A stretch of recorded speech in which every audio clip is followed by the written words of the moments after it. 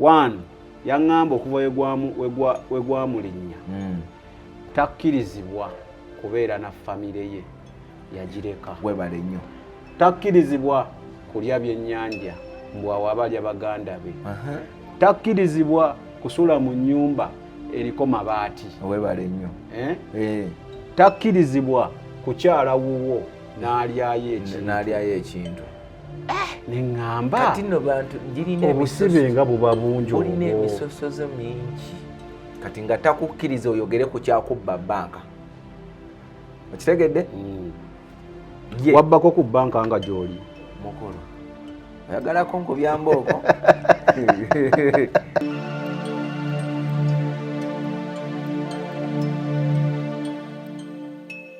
Obulamu bunyuma, obulamu buwooma. Ekyo tekiriiko awakanya wabula obulamu bunyuma bulamu agugi mazima. Wuliriza nkuleetedde ekyokuddamu ku ndwadde ez'enjawulo ezituteganya mu bulamu gwe wamma ne tulema okweyagala. JS Medical Hubs bano bakugu mu kujjanjaba ebizimba mu lubuto, tujjanjaba hania n'abulira ddala otawanyizibwa ndwadde za lususu, ebimmonde ku matu, enkovu ezizimbye oba nsundo, byonna tubibuzaawo. Ate nno tetukoma okwo, era tujjanjaba ulcers, sukaali, pressure n'endwadde endala nnyingi. Abatawanyizibwa mu nsonga z'omukisenge nammwe tetubalekeredde. Tulina JS Body Cleanser nga bw'olinywa lino likamula obucaafu bwonna mu mubiri. Olwo JS Immune Booster ne lizimba obutaffaali mu mubiri. Linyweko weetangira okulwalalwala. Ku JS Medical Hubs eddagala tukozesa lya butonde teririna bulabe yadde. Basebo ne bannyabo mbalamusizaako mu linnya lya Mukama waffe Yesu. Yenze Musawo John Sewanyana wano ku JS Medical Hubs. Njagala okujjukiza ekintu kimu nti obulamu buli mu ngalo zo. Byolya ku sowaani yo oba byonywa mu kikopo kyo bye bigenda okusalawo onaabeera mulamu oba onaabeera wandwadde. Tukuyita wano ku JS Medical Hubs tukujjanjaba endwadde. Jjukira nti ffe we tujjanjaba ensibuko, tujjanjaba cause, tetujjanjaba symptoms. Tukuyita jangu ojjanjabwa endwadde yo wano ku JS Medical Hubs ojja kuwona mu linnya lya Yesu Kristo. Amina. Tusangibwa Nansana okumpi ne Nansana Business Center oba tufune ku simu zino wammanga noti 7 bisatu nkaga mu 7 bisatu nkaga mu 2 oba noti 772 lwenda chenda mu mwenda noti 29. JS Medical Hubs for health and skin solutions.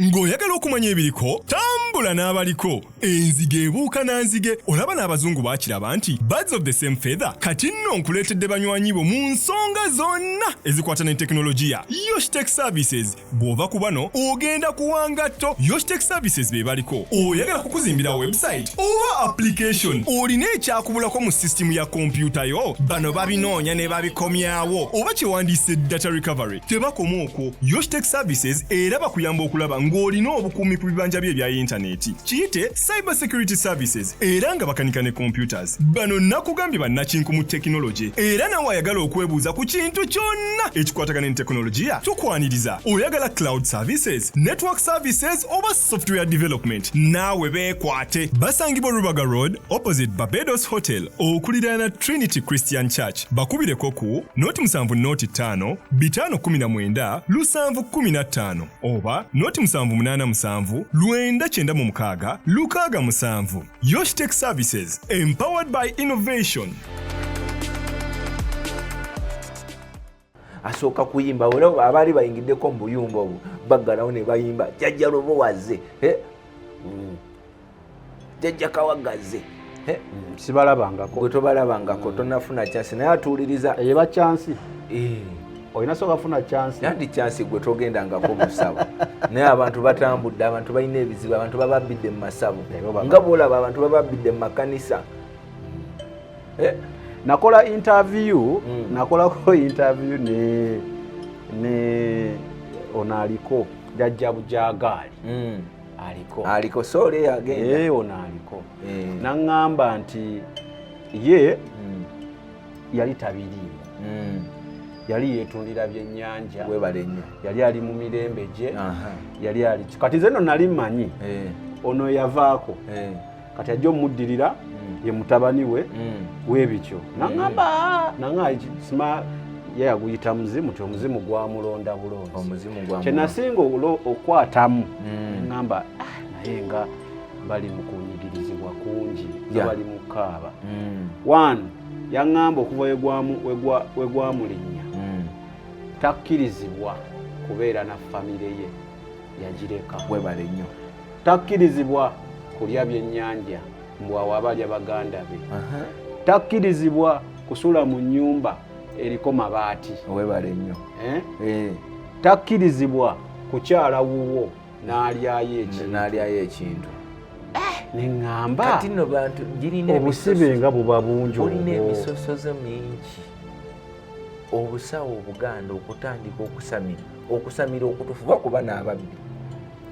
Mulimu abasawo ababbi nga ye musawo olw'okuba nti asobola katugeze nga obusambwa oba yalabye ku musambwa ne gumugamba kufuna eddagala bwe liti ne bwe liti,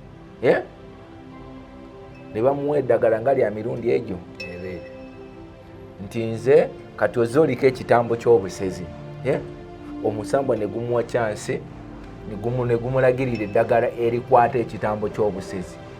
Okitegeera nga ye bw'ojja ng'oli musezi akuvumula nga kyasobola kyasobola, naye kati bano obuzibu bwe bujjira akugamba nti newe bakubyeko emmotoka agattako bingi ayite bakasitoma bangi, newe bakubyeko emmotoka mukazi we agenze olina mujjawo kubanga kyoba omanya nti abantu basooka kukwata knowledge nti abakyala 87 abasajja obufumbo tebutebenkedde kati ate ne bapasita babikozesa. Anti kyekyo kyekuleetedde bapasita babikozesa. Amanya nti wenzija mu congregation erimu abantu ne baba just 2, amanya nti teeka mu bakyala abali wano mulimu obufumbo ng'omwami mwenzi nnyo, mulimu abalina obujjabo, mulimu abalina bajja baabwe. Mu bana abantu ebibiri temujja kubulamu ng'alina kirwadde ebimutuga, alina ebimutuga. Kati najja ng'ayogerera mu jeno n'ogamba omusajja wa Katonda bannanga akola alabye akakakoddiyo bakakozesa. Kati gwe mukazi ate mulimu n'aba bagamba gendako ewa pasita waffe akusabire. Kye nasinga nti olaba nti waliwo omuntu abadde ng'asaba Katonda naye nga ekyamagero kye tekinnatuuka, n'atendewalirwa, naye ng'ekyamagero kyeri kibadde kinaatera. Kati kyansi n'ekwata omusumba ono omufere nti ono Sami waagendedde mu kyaki ye bamusabireko, ekyamagero wekituukidde. Naye nga Sami abadde akisabira eno, kati oyo tosobola mujjayo. Gwebale nnyo kyekugambe nti bw'oyogera ku musumba we afunya n'ebikonde n'agamba nze nali nsaba wano naye nagenda nankwatako emikono nalinnya ennyonyi, namalayo emyezi egyo naye no nali mazeyo emyaka 5. Kumbe bulijjo asaba nga kijja. Kati labayo nze ekintu kyensinga okwewunya ku bantu kye kino, oli asobola kugagendako ewa musumba wange akusabire naye natakugamba waaye wewe yeri Katonda aba musumba olaba itutumu eryo ebitiibwa obijje ku Katonda obiwadde ani? Waliwo n'akayimba nze no saakaagala ate abantu bakaagala. Simanyi oli omukulu we yayimba nti Yesu wa gundi akola, sima Yesu wa Jamada akola, Yesu wa Kiganda akola, Yesu wa gundi akola. Anyingiza ddala kubanga obanga agamba nti ba Yesu banjawulo nti oweena akola ono takola. Naye enewe ate we natwida abasamize kusanga kapande nga kuliko nti tuwonya okufuna liteeke. Nagamba naye Mukama Katonda liteeke kyeki okogedde mu Luzungu bano abali ku kampasi manyi wogwa pepa ku kampasi nga toyise pepa eyo ogiddamu kati ekugiddamu okwo ye liteeke. Kati ng'oli awandiise tugoba sima tukwata ababbi sima omukisa olyose n'oyogera kwako ndaba endaba tuwonya ne liteeke waliko ayogera juzi bagiwonya waliko abaali beeranga ku rediyo nti ye olaba bano ababbeeti nga abasiba beeti kati kyoba omanya nti abavubuka ssaawa zino 180 basiba betting. Kyenkugambye boogenda mu jeno. Kati omusawo akugamba nti jangu nkuwa eddagala okuba omuyimbi. Okitegeera kubanga nga kimanyi nti buli muvubuka ateeka okuba ne karesiti mu nsawo ekyo kikyamu. Naye n'abasiba betting mbawe ekitiibwa nti gwataguzannya gwali e Uganda osibe nti ogwegundi bw'oyogera ku Manchester n'egundi ne Arsenal simanyi mani omusajja ajjayo ejambiya. Kale tulina Yokaana nga bwe nabagambye tugenda batugezaako kulambuula ku ebyo ebyayogerwa mu bujulizi bwe emyaka 10 oba 10 oba emeka emabega ne bwe yatuwadde kulambulula naye mu kulambula tutuuka ne tugaziyaamu abasumba abakola ebintu ebyo bannange mu bikomye bibi mulekerawo okulimba temwogera mujje n'abantu bajja mu kyakya abamu nga bali desperate ayina ekizibu abadde ky'emyaka 9 ayagala kigende n'omupiira awo ogenda olekese bakuteekamu essuubi eritajja n'ofiira mu ssuubi ate omuntu wakuwa ekintu kye nga wamubye n'olyoka omugamba talina kukkiriza beera n'okukkiriza kijja kukolebwa so ebyo bikyamu biswaza obulokola atiraaki biswaza Kristo. Njala kutumira ku Farida Farida namwetako wano yawa obujulizi bwe obw'obusamize bwakwata ku bantu bangi. Farida nkutumiddeko bakati oli Netherland oba oli kati USA manyo okyusakyusa ebifo nkutumiddeko. Then waliwo omulala bamuyita Julian bamuyita Julian nawe nkwagala nnyo abeebale nnyo kubanga oli ku Unique Media olaba. Waliwo Olivia Olivia weebale kubeera ng'onfaako here and there tukwagala nnyo wano ku Unique Media. Kale kakati obadde okyanyulira ekya Lugabire ne tugaziwamu Lugabire yalimu eddagala. Lugabire eyo nagiweebwa jjajja wange eri wansi mu nnyanja bwe natuuka manyi ffe twali tetwambala ngatto nga bwe nakunyonyodde kasooka enzireyo ke mabega katono nti bwe nazaalibwa eri wansi balina okumpa akabonero. Akabonero kubanga oli ajja kubuuza mu komenti nti emisambu egisinga gyambala Lugabire oba abasawo abasinga bambala Lugabire.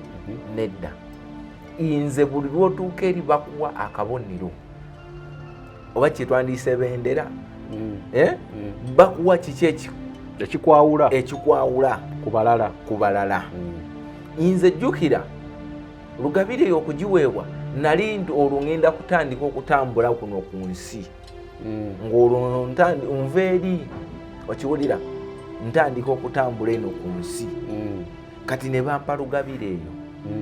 Lugabire eyo yali nnene baagisala mu mupiira gwa tractor nakawulidde n'enseka wansi waliyo zi tractor tewali kitaliyo.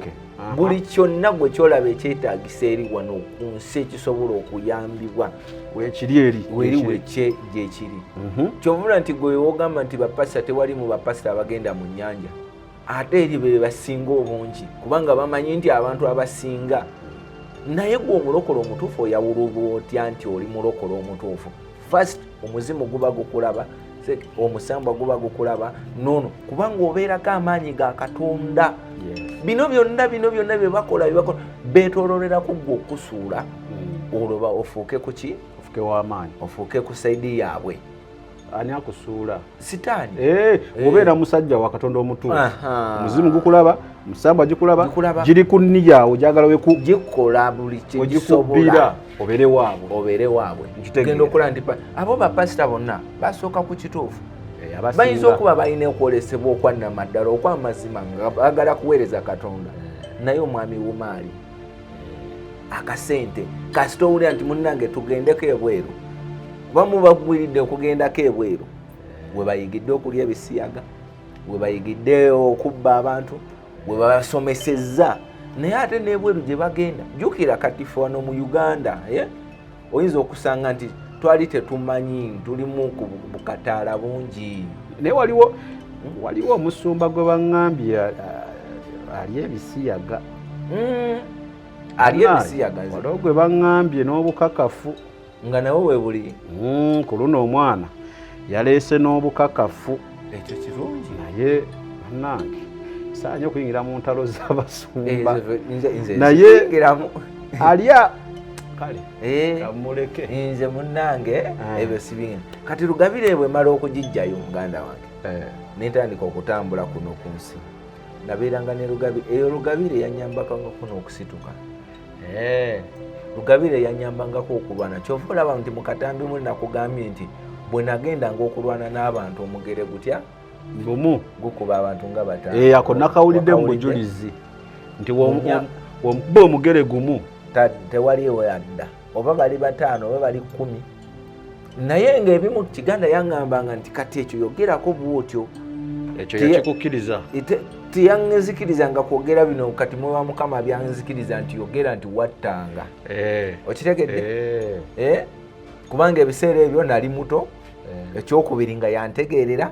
ekyokusatu nga ye alina kyayagala so si Katonda kyakola ki kyayagala newankubadde nti nze nali nyingidde mu kkubo ery'obwakatonda ate ye alaba nnyonoona ddiiru ddiiru ye njonoona ekkanisa yeye ayagala ye yaba avuga ekintu kye nga ye bwakyagala kati lwe lutalo olwaliwo mu butambi so Rugabire eyo yaliwo Rugabire yaliwo kati Rugabire bwaliwo n'akalako ennawulidde nti wakwatanga ng'oba weerabidde ekintu oba kannakanze weerabidde jaketi ewaka ng'ogiyita nejja ekyo kyekiri kye nakugamba nakikunyonyolako ne wano nti bayawe ekyo nakinyonyolerawa nti ku bikolwa byaffe Katonda watujje omuntu asobola okukulaba awo nga takusuubira nti kyosobola okukola nti kyanjawulo nze kumaanyi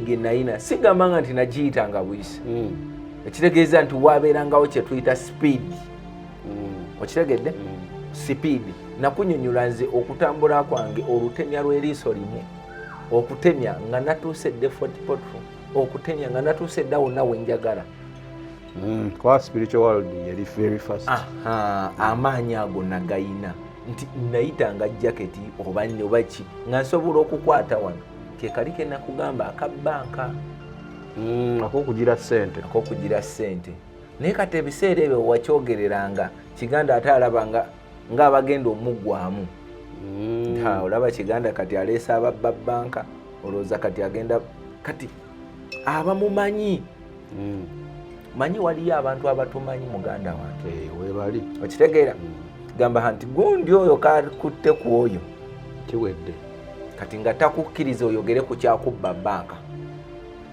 okitegedde wabbako ku bbanka nga gy'oli mukulu oyagalako nkubyambaoko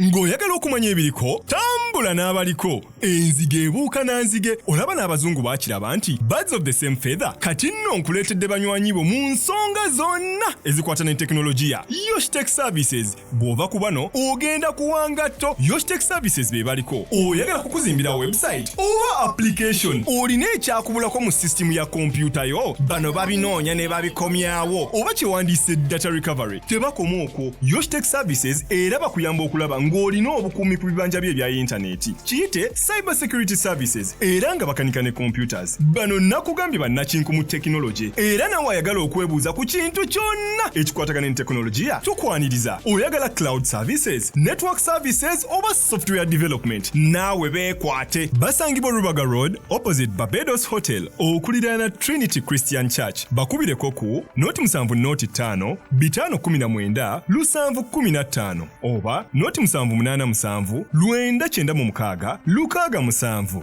Yoshtech Services empowered by innovation. Obulamu bunyuma, obulamu buwooma. Ekyo tekiriiko awakanya wabula obulamu bunyuma bulamu agugi mazima. Wuliriza nkuleetedde ekyokuddamu ku ndwadde ez'enjawulo ezituteganya mu bulamu gwe wamma ne tulema okweyagala. JS Medical Hubs bano bakugu mu kujjanjaba ebizimba mu lubuto, tujjanjaba hania n'abulira ddala otawanyizibwa ndwadde za lususu, ebimmonde ku matu, enkovu ezizimbye oba nsundo. Byonna tubibuzaawo. Ate nno tetukoma okwo, era tujjanjaba ulcers, sukaali, pressure n'endwadde endala nnyingi. Abatawanyizibwa mu nsonga z'omu kisenge nammwe tetubalekeredde. Tulina JS Body Cleanser nga bw'olinywa lino likamula obucaafu bwonna mu mubiri. Olwo JS Immune Booster ne lizimba obutaffaali mu mubiri. Linyweko weetangira okulwalalwala. Ku JS Medical Hubs eddagala tukozesa lya butonde teririna bulabe yadde. Basebo ne bannyabo mbalamusizaako mu linnya lya Mukama waffe Yesu. Yenze musawo John Sewanyana wano ku JS Medical Hubs. Njagala okujjukiza ekintu kimu nti obulamu buli mu ngalo zo. By'olya ku sowaani yo oba by'onywa mu kikopo kyo bye bigenda okusalawo onaabeera mulamu oba onaabeera wandwadde. Tukuyita wano ku JS Medical Hubs tukujjanjaba endwadde. Jjukira nti ffe we tujjanjaba ensibuko, tujjanjaba cause, tetujjanjaba symptoms. Tukuyita jangu ojjanjabwa endwadde yo wano ku JS Medical Hubs ojja kuwona mu linnya lya Yesu Kristo. Amina. Tusangibwa Nansana okumpi ne Nansana Business Center oba tufune ku simu zino wammanga noti 7 bisatu nkaga mu 7 bisatu nkaga mu 2 oba noti 772 999 noti 29. JS Medical Hubs for health and skin solutions. Waliyo abantu ababulibwako sente zaabwe naye naye tojja mugamba nti oba ebiri nabikola nga oyinza ko wali tobbira ye mbuuza bubuuza nalibbira sitaani oyina ze wabbako kwanga oŋŋambye waŋŋamba ezagwa ekyo kyobuuzizza kiringa oli okubuuza tewaali wafuka ku buliri vidiyo ezagwa waŋŋambako nti eri gye wasooke mu kisenyi tewafuna delivery safuna delivery kitegeeza nti ebintu byonna nalinasobola obikola so wabikolako nga gy'oli olwedde bye nali nkola byolwedde bye nali nkola kati ekyezuulire akitegedde nti omuntu tosobola muga nti nali nziba banka oba nsobola okubba banka mu myaka egyo bwe nali njogerera nali nkisobola naye nga Kiganda tasobola kikkiriza kifulume kuki kubanga abamumanyi bajja gamba nti olaba kati asembezezza oyo abba banka Kiganda agenda gaggawala. Okimanyi omanyi nti yalina eyo motoka prayer donkey wajogerako simanyi nze wayitako emyaka emeka wayitako omwaka gumu n'ekitundu kwe kuleeta eyo Land Cruiser by the way teyasooka Land Cruiser yayitako emyezi 6 n'agula eyo TX omukazi gy'atambuliramu eya silver ne wayitako by the way Dani bisoboka yagimugulira muganda wange Dani bisoboka wangambye nkutumiddeko taata Dani bisoboka oyo kisaana n'ogenda ku church yoyo mukadde w'ekkanisa eyali ku Katonda owa Namaddala bamugoba ku church ajjawo buzi kati nga kijjukizo Dani bisoboka ye yalina fuusa ezisukka 6 olabaawo wakati w'omuzigiti ku church ya Kiganda waliwo omuzigiti olaba kapaati akakaliwo akakoliranye omuzigiti nawaddako ye yali akozeeko mu parking y'emmotoka ng'atwala obuwunga Sudan atwala obuwunga Nairobi atwala obuwunga nga fuso zize awo wonna nga yaguzeewo ne sente ze ezimu sente mpitirivu nnyo by the way yeetaaga n'omusinkanako n'akunyonyola Kiganda kye yamukola ekkanisa yakomekereza byonna ebimututteko mbyogera ku kamera baabimutwalako oyo Dani bisoboka byonna baabimutwalako taata naye omanyi kyenzudde abantu bajja mu kyaki kunoonya ssanyu kugenda mu maaso mu bizinensi zaabwe nga Katonda gwe basaba omutuufu naye kyenzudde abantu balina ennaku mu kyaki ddala abantu bafunye bakaabye amaziga mangi ku kyaki abantu bejjusa okugenda mu kyaki ezimu bagamba banaye senga saagende eno senga nkyali bulungi abantu bayavuwadde kuba makyaki ddala abantu baviiriddwako abakyala ku lwa church, abantu baviiriddwako abaami, abantu baviiriddwako abaami ku lwa church. Kyokka ebyo byonna Mukama yabitusuubiza etumwekwata bijja ba bulungi vice versa. Naye abasajja ba Katonda bano betuyita abakatonda mufo ky'obuli okufuna omwami mumenye maka g'abantu. Naye nzikubuulira amazima gwe atunula eyo atulaba owomanyi okikola weddeko ebyaddala weddeko. Nyina gwe nalabye eyatukoledde ka video ku TikTok ale wayogera ku oyina wagambira nze siina muntu mulala yenna gwe ndiko gwe mmanyi nze mmanyi Bishop yekka gwe njogerako. Nakola ka video in the sense nti bigambo yagambe kati laba nono baamuyamba. Bishop ayinza okuba yamusuzaako n'ewuwe, ayinza okuba yamuwaako ku kyokulya, ayinza okuba yamukola ki, naye kati laba byayogera. Kituufu ayinza okuba ebyo nabyoyogera yabikola yabimukolera, but question ebeera pending ate answer ntono eba nti yali abimukolera afune ki, baali ku kozi ki ya Katonda, vision yali ki, kutuukiriza ki. Kankuzeeyo mu byensi bw'ogenda n'okwana omuwala tukwanamu emirundi ng'ebiri si bwe kiri. Waliwo akwana omuwala ng'ayagalamu ebakako bwe basi ayitemu, waliwo akwana omuwala ng'ayagala muzaalamu afuke maama w'abaana be, afuke mukyala we. Kati ekintu enkwanayo gy'ojjamu oba n'ekigendererwa kyo ky'okola ki. Enkwana eyinza okuba yeemu naye goolo kyeki, kati goolo yali ki? So nze nno ndowooza tweddeko kubanga tuzuule Kristo betulina okuleeta mu kyaki be bakyali abangi ddala. Naye bwe kiba nga ate bye twogera okubasikiriza okujja byawukanira ddala nebye tukola, teri agenda kujja wa Kristo. N'abajja kyovula n'abajja baddayo. Kale Samikege manya gange atuli Yokaana atugezaako kuttaanya nsonga. Tugenda kubeera nnyo ku neeyisa y'abasajja in quotes be tuyita abasajja ba Katonda, because nze ndowooza ng'omuzungu yagamba actions speak louder than words. Nze nsuubira senga ebikolwa tubitereeza tujja kwesanga nga n'okwogera ennyo nti Katonda mulungi bane mugyewa Katonda bigenda kubeera bitono ebigambo lwa nsonga tulaba ebikolwa byaffe nga birungi. Naye buli bobeera nga eyajja ewuwo nga mugagga omubbi ayavuwadde teri gwe wagenda kumayina okukozesa akagamba nti oyo ali ku migo gya Mukama. Nakawulirako oyo ali ku migo gya Mukama. Naye emigo gya Mukama tegisobola. Bayibuli egamba jangu gyendi yenna gwe alemereddwa nange n'azitowereddwa. Ekitegeeza ngenda okujja ku Kristo, naye enjawulo eriwo nti Kristo atuyita atujjidde gy'ali, naye we tusuubira Kristo gy'ali si waali taliiyo. Ontegedde?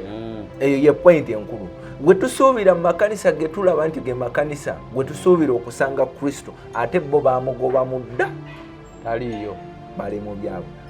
Omanyi lwaki Yesu yayingibwa? By the way, Yesu n'ozijukiza waliwo yagambye mu komenti nti ekyokujjamu engatto Yesu yiwa mulage Yesu wawe yakola ki? Era we mbadde nzijja naye sooka omaleyo kali malayo kali ndeeta ekibuuzo ekyo ngenda kireeta nazirabye message.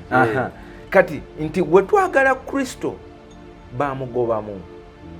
Jjukira sitaani ono bwe bojja mu kkanisa ne bakugobamu omuzimu gumu guddayo ne guleeta ginne waagyo gubeera gubeeraawo. Kati ffe twajjawo omwoyo wa Mukama ne tumugoba mu ffe ne tuteekawo mizimu. Kyovula lulina kugamba nti abasumba bano bakozesa ebimuli okulaba nawo tugenda kukonawo. Abasumba bano bakozesa ebimuli ekitegeeza nti mu kifo kya Mwoyo wa Mukama okujja n'abayamba ne balaba mu byaddala ate bo bateekawo byabwe. Kano kankajjewo nako mu Bible Yesu waliwo yajja mu chaachi n'asambasamba yasanga mu chaachi nga batundiramu bakozeemu katale n'abagamba nti ennyumba ya kitange mugifudde empuku y'abanyazi. Kati njagala kugamba oyo nti ebintu bino Yesu bye yasambasamba tebyali bibyo oba byange, byali by'abasumba. Byali by'abaki? Abasumba. Bizinesi zino zaali zaaba abasumba mu chaachi eyo. Be baali bafudde chaachi akaki? Akatale. Chaachi z'olwaleero tuyinza okuba nga temuliimu nti kuteekamu midaala naye amazima katale. Ate luli twalina ebyokulabirako ennyaanya bazireeta live naye kati omusumba essaawa zino gwe lunyanya lwatunda, gwe nnyaanya, gwe kabeji, gwe ndiga, gwe mbuzi, gwe buli kimu kye batunda kubanga omusumba abalira ku gwe. Okiwulira? Kati kino lwaki Mukama atuyambye era atuwadde ekisa okuba nga tukyogerako gw'osobole okwezuula otegeere. Wakkiriza musumba, wakkiriza Katonda. Bw'oba wakkiriza Katonda owannamaddala oba omusumba waali oba taliiwo oba ki olyose n'oyogera ku ekyo. Waliko eyagambye bedawe nekyogenda ogambye ogenda kirenda mbimanyi tugenda kwogera ku kimuli twogere ku kyengatto ekyo tugenda kwogera ku yeekaalu. Okiwulira nti gwe kati gw'oyagala Katonda ow'amazima.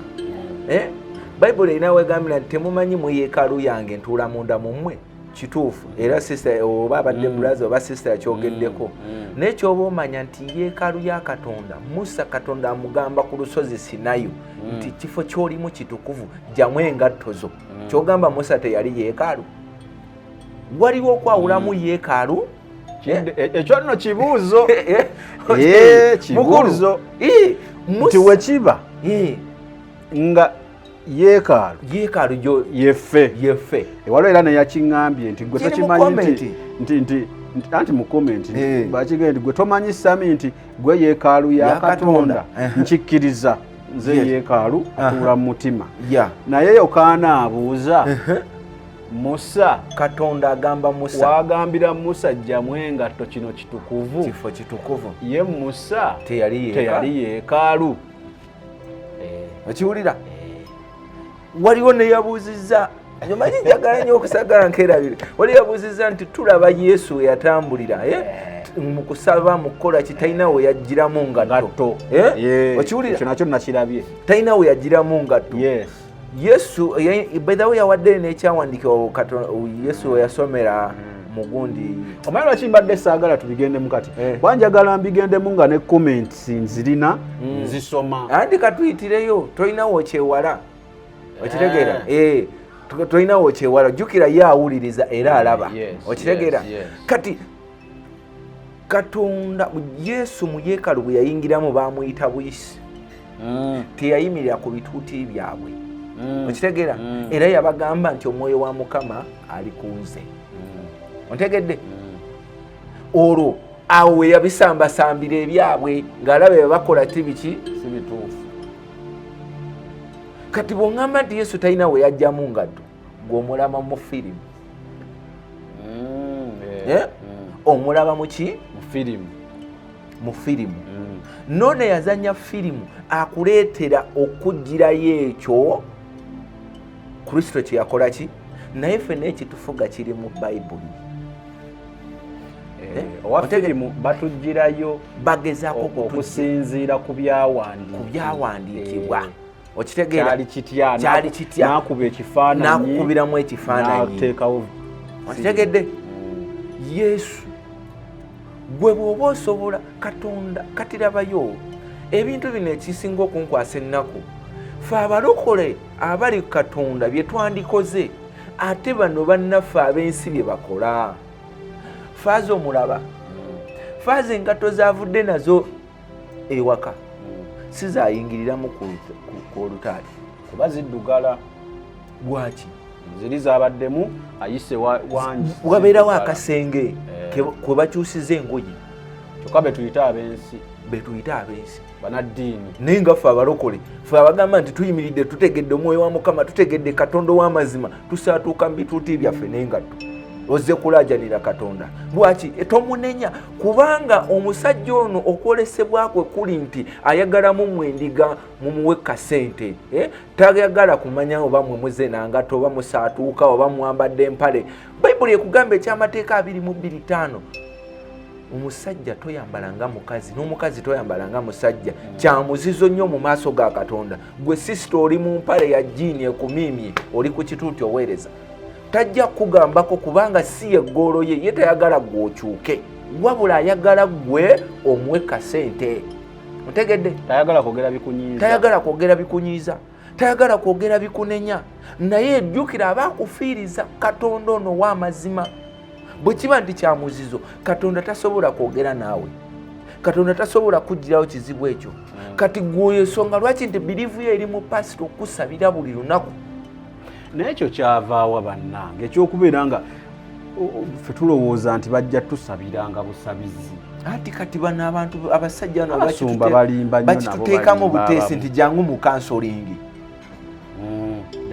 by the way jangu mu kansolingi luno lunaku lwakwegayirira kati wulira kansolingi omanyi bano bakansolingi ab'ensi nakugambye nti ebintu bino tujja biteeka mu nsi naffe abalokole bw'ogenda mu kansolingi oba kansala ow'ensi ng'akansolinga omulwadde wa siriimu ate ffe abalokole bwe tutyo bwe twandibadde tukansolinga ono aze mu Yesu ontegedde bwotyo bwolina okukansolinga omuntu aze mu ki naye bano abasumba be tuyita abasumba bakansolinga abantu nga babanoonyamu kubanyunyunta ng'ekintu kidda waabwe simane kansolinga oyagala omusumba akula osasulayo kasente niyo batagenda kunsabira ebaasa zibeerawo wali kansolingi anti kansolingi anti walina okusabira walina okunyonyola ebizibu byo naye kati Yesu bwe yagenda okusisinkana bonna ebasasula wa ebyo byowulidde oba ebyogeddwamu episode eno si birowoozo bya Unique Media nga channel awamu n'abagikulira wabula birowoozo by'abantu ssekinnoomu mu kiti kyabwe.